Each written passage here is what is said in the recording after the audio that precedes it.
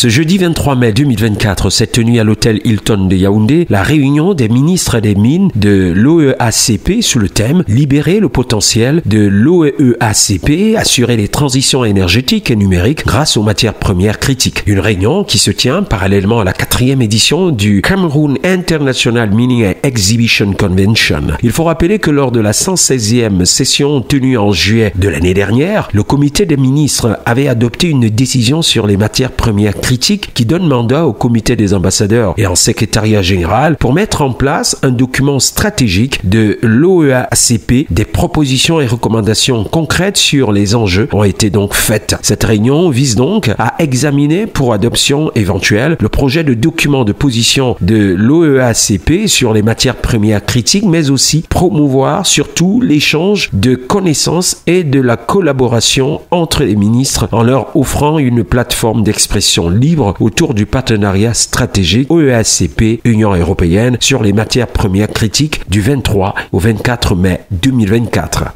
Au regard du rôle qui lui est dévolu dans le processus de transition énergétique mondiale durant cette période,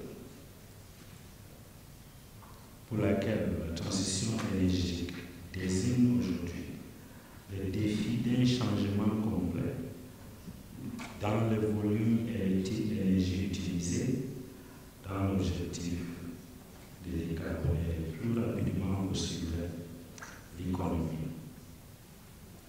Plus concrètement, il s'agit de passer des énergies dites carbonées et polluantes, les fossiles fuels, et j'ai dit déjà, ce n'est pas seulement la nature polluante, mais le fait que ces gisements, cette réserve ont un temps limité. Il faut beaucoup de millions d'années pour qu'un gisement de pétrole soit formé. Donc le monde doit commencer à réfléchir comment le monde va évoluer s'il n'y a pas de pétrole.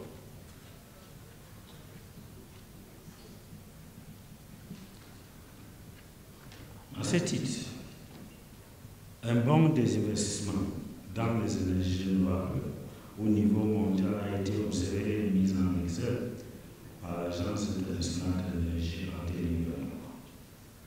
De plus, les prévisions d'investissement dans l'énergie solaire pour l'année 2022 un chiffre à l'auteur de 382 milliards de dollars devrait dépasser pour la première fois celles dans le pétrole qui sont estimées à 371 milliards de dollars. Dans la même veine, le total des sommes allouées aux technologies décarbonées devait atteindre 1,7 milliard de dollars quand les énergies fossiles seront environ 1 000 milliards.